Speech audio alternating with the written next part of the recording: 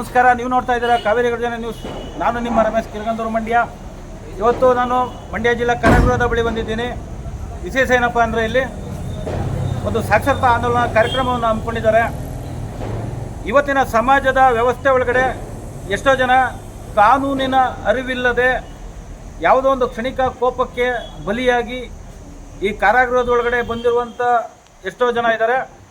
ಅದರಲ್ಲಿ ಎಷ್ಟು ಮಟ್ಟಿಗೆ ನಿರಪರಾಧಿಗಳು ಅಪರಾಧಿಗಳು ಅನ್ನುವಂಥದ್ದನ್ನ ನ್ಯಾಯಾಲಯ ತೀರ್ಮಾನ ಮಾಡುವಂಥದ್ದು.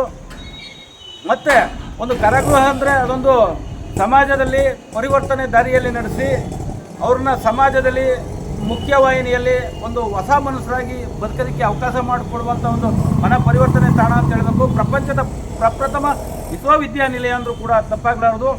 ಈಗ ಇಲ್ಲಿ ಏನು ಮಾನ್ಯ ಜಿಲ್ಲಾಧಿಕಾರಿಗಳು ಮತ್ತು ಆರೋಗ್ಯ ಅಧಿಕಾರಿಗಳು, ಜಿಲ್ಲಾ ಪಂಚಾಯತ್ DS ಬಾಬು ಸರ್ ಅವರು ಮತ್ತು ಈ ಕಾರಾಗೃಹದಲ್ಲಿ ಒಂದು ಕೈದಿಗಳ ಬದಲಾವಣೆಗೆ ಭಾಳ ಶ್ರಮ ಪಡ್ತಿರುವಂತಹ ಯುವ ಅಧಿಕಾರಿ TK ಲೋಕೇಶ್ ಸರ್ ಅವರು ಮತ್ತು ಆಡಳಿತ ಸಿಬ್ಬಂದಿ ವರ್ಗದವರೆಲ್ಲ ಏನೆಲ್ಲ ಒಂದು ಕಸರತ್ತನ್ನ ಹಾಕಿ ಕೈದಿಗಳ ಮನಪರಿವರ್ತನೆಗೆ ಒಂದು ಇದು ಮಾಡಿದ್ದಾರೆ ಅನ್ನುವಂಥದ್ದು ಈ ಒಳಗಡೆ ಹೋಗಿ ನೋಡೋಣ ಬನ್ನಿ.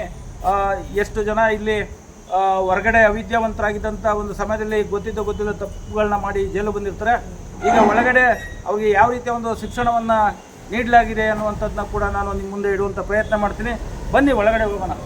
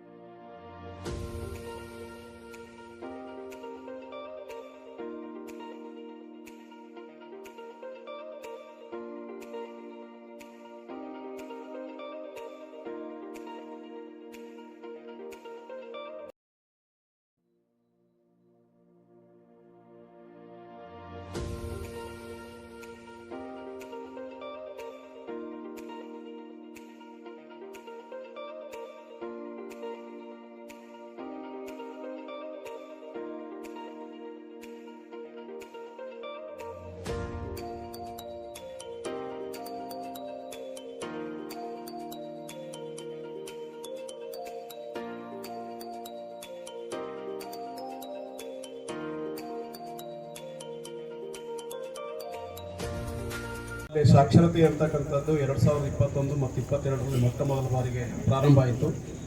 ಆ ಬ್ಯಾಚ್ನಲ್ಲಿ ಮಂಜಪ್ಪ ಮತ್ತು ರಾಜು ಇವರೆಲ್ಲರೂ ಕೂಡ ಏನು ಪೆನ್ಸಿಲ್ ಆಗಲಿ ಅಥವಾ ಸಿಮೆಸ್ಮಣ್ಣು ಆಗಲಿ ಇದಕ್ಕೆ ಹೋಲ್ಡಿಂಗೇ ಇಲ್ಲ. ಅವರೆಲ್ಲರಿಗೂ ಕೂಡ ಅವ್ರಿಗೆ ಸ್ಟ್ರೋಕ್ ಮೂಲಕ ಅವರ ಪೆನ್ಸಿಲ್ಲು ಮತ್ತು ಸಿಮೆಸ್ಮಣ್ಣವನ್ನು ಇಡಿಸಿ ಪ್ರಾಕ್ಟೀಸನ್ನು ಮಾಡಿಸಿ ನಂತರ ಅವ್ರ ಪರೀಕ್ಷೆ ತಗೊಂಡು ತೇರ್ಗಡೆ ಆಗೋ ಮಟ್ಟಕ್ಕೆ ನಾನು ಶ್ರಮವನ್ನು ಎಫರ್ಟನ್ನು ಹಾಕಿದೆ. ಅದಕ್ಕೆ ಪೂರಕವಾಗಿ ನಮ್ಮ ಸಾಹೇಬ್ರವರು ಒಂದು ಕಡೆ ಅನಕ್ಷರಸ್ಥರು ಏನಿದ್ದಾರೆ ಅವರೆಲ್ಲರೂ ಕೂಡ ಒಂದು ಕಡೆ ಸೇರಿಸೋದ್ರ ಮೂಲಕ ಅವರೆಲ್ಲರೂ ಕೂಡ ನಾನು ಬಂದ ತಕ್ಷಣವೇ ಅವರೆಲ್ಲರೂ ಕೂಡ ಕ್ಲಾಸ್ಗೆ ಬರುವಂಥದ್ದು, ಕ್ಲಾಸಲ್ಲಿ ಬಹಳ ಮುತುವರ್ಜಿಯಿಂದ ಭಾಗವಹಿಸ್ತಕ್ಕಂಥದ್ದು, ಕಲಿಕೆಯಲ್ಲಿ ಬಹಳಷ್ಟು ಮುತುವರ್ಜಿಯನ್ನು ವಹಿಸಿ ಬಹಳಷ್ಟು ಸಾಧನೆಯನ್ನು ಮಾಡಿದ್ದಾರೆ. ಇವತ್ತು ಅವರೇ ಸ್ವತಃ ಸ್ವರಚಿತ ಕವನಗಳು ಮತ್ತು ಒಳ್ಳೊಳ್ಳೆ ಜಾನಪದ ಗೀತೆಗಳನ್ನು ಆಯ್ಕೆ ಮಾಡಿಕೊಂಡು ಅದನ್ನು ಬರೆದು ಅದನ್ನು ಹೇಳ್ತಕ್ಕಂಥ ಎಕ್ಸ್ಪ್ರೆಸ್ ಮಾಡ್ತಕ್ಕಂಥ ಒಂದು ರೀತಿಗೆ ಇವತ್ತು ಬಂದಿದ್ದಾರೆ ಅಂತಂದರೆ ಇದೆಲ್ಲವೂ ಕೂಡ ಕ್ರೆಡಿಟ್ ನಮ್ಮ ಸೂಪ್ರೆಂಟ್ ಸರ್ಗೆ ಸಲ್ಲಬೇಕು. ಯಾಕೆಂತಂದರೆ ನಾನು ಕಲಿಸ್ತೀನಿ ಅಂತ ಕಲಿಯೋರು ಮತ್ತು ನಾನು ಕಲಿಸ್ತಕ್ಕಂಥ ಇದ್ದಿದ್ರು ಕೂಡ ಅದಕ್ಕೆ ಪೂರಕವಾಗಿ ಸಹಕಾರ ನೀಡಲಿಲ್ಲ ಅಂತಂದರೆ ಪ್ರಯೋಜನ ಇಲ್ಲ. ಸೊ ಅದಕ್ಕೋಸ್ಕರ ನಮ್ಮೆಲ್ಲ ಒಂದು ಕಲಿಕೆಗೆ ಕಲಿಸೋದಕ್ಕೆ ಸಹಕಾರ ನೀಡಿದಂಥ ನಮ್ಮ ಸೂಪ್ರೆಂಟ್ ಅವರಿಗೆ ಹೊಂದಿಸ್ತಾ ಈ ಒಂದು 23 ಮತ್ತು 24ನೇ ಸಾಲಿನಲ್ಲಿ ಪರೀಕ್ಷೆಯನ್ನು ಸುಮಾರು 38+7 38 ಜನ ಪುರುಷರು 7 ಜನ ಮಹಿಳೆಯರು ಪರೀಕ್ಷೆಯನ್ನು ತೆಗೆದುಕೊಂಡಿದ್ದು ಎಲ್ಲರೂ ಕೂಡ ಒಳ್ಳೆಯ ಅಂಕಗಳನ್ನು ಗಳಿಸಿ ಉತ್ತೀರ್ಣರಾಗಿರ್ತಾರೆ. ಅವ್ರಿಗೆ ಈ ಒಂದು ಸಂದರ್ಭದಲ್ಲಿ ಪ್ರಮಾಣ ಪತ್ರವನ್ನು ವಿತರಣೆ ಮಾಡಬೇಕು ಅಂತೇಳಿ ಕೇಳ್ಕೊಳ್ತಾ ಈ ಪಟ್ಟಿಯನ್ನು ಓದ್ತಾ ಇದ್ದೀನಿ. ಅವರೆಲ್ಲರೂ ಕೂಡ ಬಂದು ಸ್ವೀಕಾರ ಮಾಡಬೇಕು ಅಂತೇಳಿ ಕೇಳ್ಕೊಳ್ತಾ ಇದ್ದೀನಿ.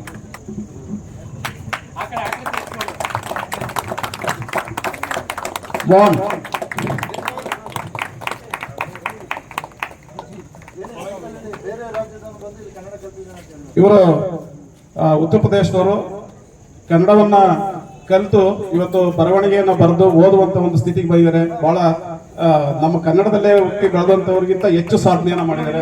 ಬಹಳ ಸಂತೋಷ ಆಗುತ್ತೆ. ಶ್ರೀಕಾಂತ್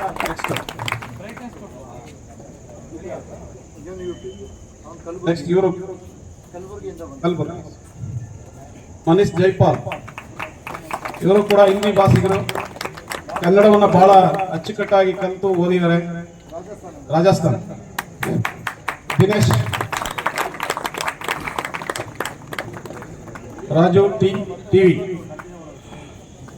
ನೆಕ್ಸ್ಟ್ ಶೇರಾರಾಮ್ ಇವರು ಕೂಡ ರಾಜಸ್ಥಾನದವರು, ಕನ್ನಡವನ್ನು ಬಹಳ ಚೆನ್ನಾಗಿ ಓದು ಬರಹ ಕಲ್ತಿದ್ದಾರೆ.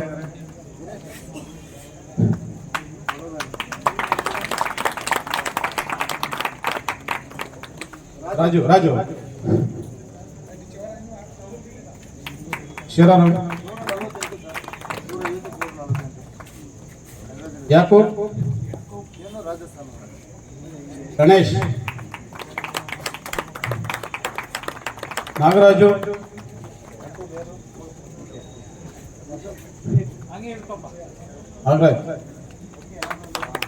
ರಾಮಕೃಷ್ಣ. ಬೇಕಾದಂತ ಅಪರಾಧಗಳನ್ನ ಮಾಡಿಕೊಂಡು ಬರ್ತಾ ಇರೋಂಥ ಇಲ್ಲೇ ಇದೆ ಉದಾಹರಣೆ. ಇತ್ತೀಚಿನ ಈಗ ಆಗಸ್ಟ್ 15ರಿಂದ ಇಲ್ಲಿವರೆಗೂ ಬರ್ತಾ ಇದೆ. ಈಗ ಅವನಿಗೆ ಸನ್ಮಾನ ಮಾಡೋದು, ಅವ್ನು ಮಾಡಿದ ಕ್ರೈಮ್ನ ನಾವು ಅಕ್ಸೆಪ್ಟ್ ಮಾಡಿಲ್ಲ, ಅದು ತಪ್ಪೇ. ಆದರೆ ಅವನಿಲ್ಲಿ ಬಂದು ಕಲ್ತರಲ್ಲ, ಸಾಕ್ಷರತನಲ್ಲ, ಅದಕ್ಕೆ ನಾವು ಅವನಿಗೆ ಸನ್ಮಾನ ಮಾಡಿದ್ವಿ.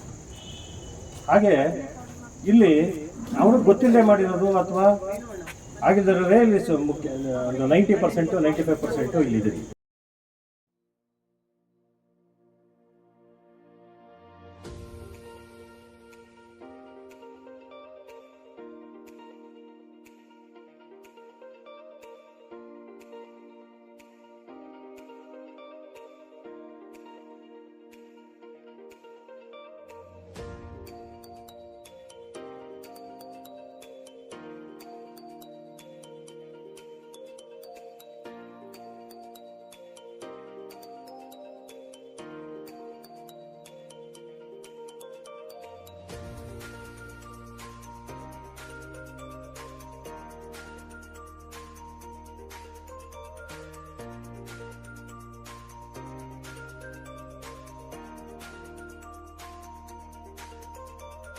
ಸಾಕ್ಷರತಾ ಕಾರ್ಯಕ್ರಮಗಳು ಕರ್ನಾಟಕವನ್ನು ಸಾಕ್ಷರ, ಸಮೃದ್ಧ, ಸುಸ್ಥಿರ ಮತ್ತು ಅಭಿವೃದ್ಧಿ ನಾಡನ್ನಾಗಿಸುವ ಮಹತ್ವಾಕಾಂಕ್ಷಿ ಕಾರ್ಯಕ್ರಮಗಳು ಎಂಬುದನ್ನು ಮನವರಿಕೆ ಮಾಡಿಕೊಂಡಿದ್ದೇನೆ. ಗ್ರಾಮೀಣ ಪ್ರದೇಶದ ಪ್ರತಿಯೊಬ್ಬರ ಮನೆ ಹಾಗೂ ಮನವನ್ನು ತಲುಪಿ ಮಹಿಳೆ ಮತ್ತು ಶಿಕ್ಷಣ ವಂಚಿತ ವರ್ಗದವರ ಕಲಿಕೆಗಾಗಿ ಈ ಕಾರ್ಯಕ್ರಮವು ಜನಾಂದೋಲನಗೊಳ್ಳಲು ಕಾಯ ವಾಚ ಮನಸ ಪಾಲ್ಗೊಂಡು ಸೇವೆ ಸಲ್ಲಿಸುವ ಸಂಕಲ್ಪ ಮಾಡಿಕೊಂಡಿದ್ದೇನೆ. ಅನಕ್ಷರಸ್ಥರೆಲ್ಲರೂ ಅಕ್ಷರ ಕಲಿತು ಸಾಕ್ಷರಸ್ಥರಾಗಿ ಕೌಶಲಾಭಿವೃದ್ಧಿ ಹೊಂದಲು ಹಾಗೂ ಕಲಿಯುತ್ತಿರುವ ಸಮಾಜದ ನಿರ್ಮಾಣಕ್ಕಾಗಿ ನಾನು ಕಲಿತ ಋಣವನ್ನು ಕಲಿಸಿ ತೀರಿಸುತ್ತೇನೆ ಎಂದು ಪ್ರಮಾಣೀಕರಿಸುತ್ತೇನೆ.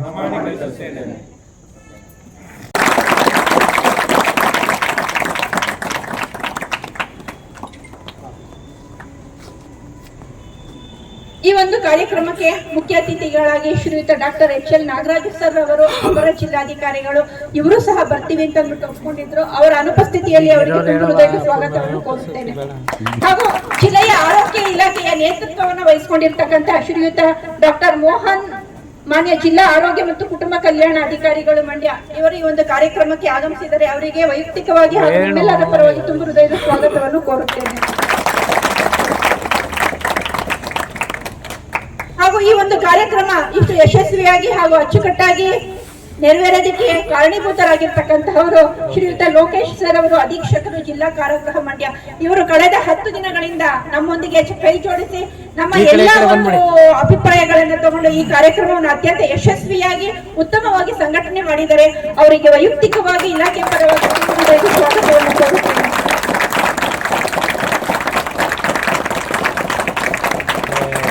ಹಾಗೂ ಮಂಡ್ಯ ಜಿಲ್ಲೆಯಲ್ಲಿ ಶಿಕ್ಷಣ ಇಲಾಖೆ ಇರ್ತಕ್ಕಂತಹ ಮಾನ್ಯ ಶ್ರೀಯುತ ಪುರುಷೋತ್ತಮ್ ಸರ್ ಅವರು, ಉಪನಿರ್ದೇಶಕರು ಅಭಿವೃದ್ಧಿ ಡಯಟ್ ಮಂಡ್ಯ, ಇವರಿಗೂ ಸಹ ವೈಯಕ್ತಿಕವಾಗಿ ಹಾಗೂ ನಿಮ್ಮೆಲ್ಲರ ಪರವಾಗಿ ತುಂಬ ಹೃದಯದ ಸ್ವಾಗತವನ್ನು ಕೋರುತ್ತೇನೆ.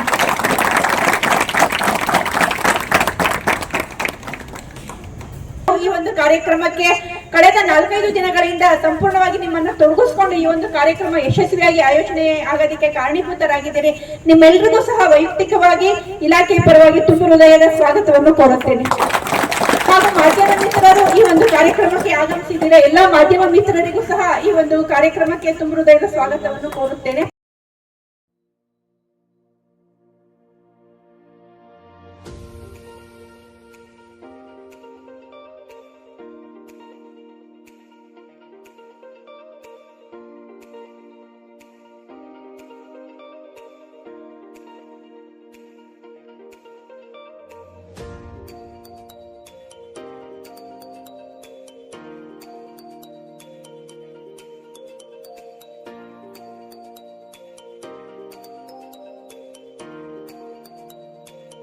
ತಾವೆಲ್ಲ ಏನು ಕಾರಾಗೃಹ ಬಂದಿಗಳಾಗಿ ಕೂತಿದ್ದೀರಾ, ಇಲ್ಲಿಗೆ ಬರ್ಲಿಕ್ಕೆ ಅನೇಕ ಕಾರಣಗಳಿರ್ತದೆ. ಎಲ್ಲೋ ಒಂದ್ ಕಡೆ ಆ ಪರಿಸ್ಥಿತಿ, ಸಾಮಾಜಿಕ ಪರಿಸ್ಥಿತಿ ಆಗಿರ್ಬೋದು, ಕೌಟುಂಬಿಕ ಪರಿಸ್ಥಿತಿ ಆಗಿರ್ಬೋದು, ಅಥವಾ ನಿಮ್ಮ ಮನಸ್ಥಿತಿ ಆಗಿರ್ಬೋದು, ಇವೆಲ್ಲರ ಪರಿಸ್ಥಿತಿಯಿಂದಲೂ ಕೂಡ ಅಚಾತುರ್ಯವಾಗಿ ಇಲ್ಲಿ ಬಂದು ಕೂತಿರ್ತಾರೆ. ಯಾರು ಉದ್ದೇಶಪೂರ್ವಕವಾಗಿ ನಾನು ತಪ್ಪು ಮಾಡಿ ಜೈಲಿಗೆ ಹೋಗ್ಬೇಕಂತ ಯಾರು ಇಲ್ಲಿ ಬಂದಿಲ್ಲ, ಹೌದಲ್ವಾ? ಯಾರು ಬಂದಿಲ್ಲ ತಾನೆ ಉದ್ದೇಶಪೂರ್ವಕವಾಗಿ ಹೋಗ್ಬೇಕಂತ. ಆ ಸಮಯ, ಆ ಸಂದರ್ಭದಲ್ಲಿ ನಿಮಗಿರುವಂತ ವಿವೇಚನೆ, ತಾಳ್ಮೆ, ಬುದ್ಧಿ ಇವೆಲ್ಲವೂ ಕೂಡ ಕಾರಣಕರ್ತರಾಗಿದೆ. ಅವೆಲ್ಲವೂ ಕೂಡ ಕಾರಣಕರ್ತರಾಗಿರೋಂಥದ್ದಕ್ಕೆ ಎಲ್ಲೋ ಒಂದ್ ಕಡೆ ಹಿಂದೆ ನಮ್ಮ ಜ್ಞಾನ ಅನ್ನೋದು ಕೂಡ ಕಾರ್ಯವನ್ನ ನಿರ್ವಹಿಸುತ್ತೆ. ಯಾಕೆ ಈ ಮಾತು ಹೇಳ್ತಾ ಇದ್ದೀನಿ ಅಂದ್ರೆ, ಮನುಷ್ಯ ತಪ್ಪು ಮಾಡೋ ಅಂಥದ್ದು ಸಹಜ. ತಪ್ಪು ಮಾಡಿದ ಮೇಲೆ ಬದಲಾವಣೆ ಮಾಡ್ಕೊಳ್ಳಿಕ್ಕೂ ಕೂಡ ಒಂದು ಅವಕಾಶಗಳ ಇರ್ತದೆ.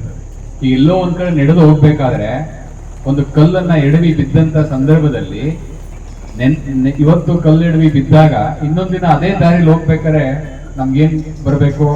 ನೆನೆ ನಾನು ಇಲ್ಲಿ ದಾರಿನಲ್ಲಿ ನಡೆದೋಗ್ಬೇಕಾದ್ರೆ ಕಲ್ಲಿತ್ತು, ಎಡವಿದ್ದೆ, ಬಿದ್ದಿದ್ದೆ, ಜೋಪಾನ ಹೋಗ್ಬೇಕು ಅನ್ನುವಂತ ಪ್ರಜ್ಞೆ ಅಂತ ನಾವು ಕರಿತೇವೆ. ಆ ಪ್ರಜ್ಞೆ ಬರಬೇಕು, ಆವಾಗ ಮಾತ್ರ ಬದಲಾವಣೆ ಅಂತ ಸಾಧ್ಯ ಆಗುತ್ತೆ. ಮಾಡಿದ ತಪ್ಪನ್ನೇ ಮಾಡ್ತಾ ಹೋದ್ರೆ ಮನುಷ್ಯನಿಗೂ ಮತ್ತೆ ಪ್ರಾಣಿಗಳಿಗೂ ವ್ಯತ್ಯಾಸ ಇರೋದಿಲ್ಲ. ಹಾಗಾಗಿ ಬೀಳುವುದು ತಪ್ಪಲ್ಲ, ಆದರೆ ಬಿದ್ದಲ್ಲಿಯೇ ಬೀಳುವುದು ತಪ್ಪು. ತಪ್ಪು ಮಾಡುವುದು ತಪ್ಪಲ್ಲ, ಆದರೆ ಮಾಡಿದ ತಪ್ಪನ್ನೇ ಮಾಡುತ್ತಾ ಹೋಗುವುದೇ ಅತಿ ದೊಡ್ಡ ತಪ್ಪು. ಯಾಕೆ ಈ ಮಾತು ಹೇಳ್ತಾ ಇದ್ದೇನೆ ಅಂದ್ರೆ, ಬಂದಿರುವಂತವ್ರು ನೀವೆಲ್ಲರೂ ಕೂಡ ಆಗ್ಲೇ ಹೇಳಿದೆ, ನೀವ್ಯಾರು ಉದ್ದೇಶಪೂರ್ವಕವಾಗಿ ಬಂದಿಲ್ಲ. ಏನೋ ಒಂದು ಪರಿಸ್ಥಿತಿ ಕೈ ಮೀರಿ ಹೋಗಿರುತ್ತೆ. ತಾಳ್ಮೆಯನ್ನ ನೀವು ನಿಯಂತ್ರಿಸಲಿಕ್ಕೆ ವಿಫಲರಾಗಿರ್ತೀರಾ, ಆ ಪರಿಸ್ಥಿತಿಯನ್ನು ನಿಭಾಯಿಸಲಿಕ್ಕೆ ಒಂದು ವಿಫಲರಾಗಿರ್ತೀರಾ, ಆ ಕಾರಣದಿಂದ ಬಂದಿರ್ತೀರಾ. ಸೊ ಹಾಗಾಗಿ ಅವೆಲ್ಲದರ ಹೊರತಾಗಿ ಒಂದು ಬದಲಾವಣೆಯನ್ನ ಕಂಡುಕೊಳ್ಳಿಕ್ಕೆ ದೇವರು ನಿಮಗೆ ಅವಕಾಶಗಳನ್ನ ಕೊಟ್ಟಿರ್ತಾನೆ. ಎಲ್ಲೋ ನಾನು ಒಳಗಡೆ ಕೂತಿದ್ದೀನಿ, ಜೈಲು ಒಳಗಡೆ ಇದ್ದೀನಿ, ಬಂದಿ ಖಾನೆ ಒಳಗಡೆ ಇದ್ದೀನಿ ಅನ್ನುವಂತ ಒಂದು ನಕಾರಾತ್ಮಕ ಭಾವನೆಯನ್ನ ತೊಡೆದಾಕಿ ಇಲ್ಲಿಯೂ ಕೂಡ ನೀವು ಪರಿವರ್ತನೆ ಆಗಿ ಹೊರಗಡೆ ಹೋಗ್ಬೇಕಾದ್ರೆ ಆಗ್ಲಿಕ್ಕೆ ಅವಕಾಶಗಳಿದೆ. ಯಾರು ಅಕ್ಷರಗಳನ್ನ ಕಲ್ತಿಲ್ಲ ಅಥವಾ ಓದ್ಲಿಕ್ಕೆ ಬರೋದಿಲ್ಲ, ಬರೆಯಕ್ ಬರೋದಿಲ್ಲ ಅಂತವ್ರು ಯಾರಾದ್ರೂ ಇದ್ರೆ ದಯಮಾಡಿ ಹೋಗೋದೊಳಗಡೆ ಕಲ್ತು ಹೋಗ್ಬೇಕು. ಎಲ್ಲರಿಗೂ ನಮಸ್ಕಾರ. ಈಗಾಗಲೇ ಸಮಯ ಆಗಿದೆ, ಹಾಗಾಗಿ ನಾನು ಸಂಕ್ಷಿಪ್ತವಾಗಿ ಭಾಷಣ ಮುಗಿಸ್ತೇನೆ. ಅಕ್ಷರ ಪುಸ್ತಕ ಹೇಳುತ್ತೆ ತಲೆ ತಗ್ಗಿ ನನ್ನ ಓದು, ನಾನು ಎಲ್ಲರ ಮುಂದೆ ತಲೆ ಎತ್ತುವಂತೆ ಮಾಡುತ್ತೇನೆ ಅಂತ ಪುಸ್ತಕ ಹೇಳುತ್ತೆ.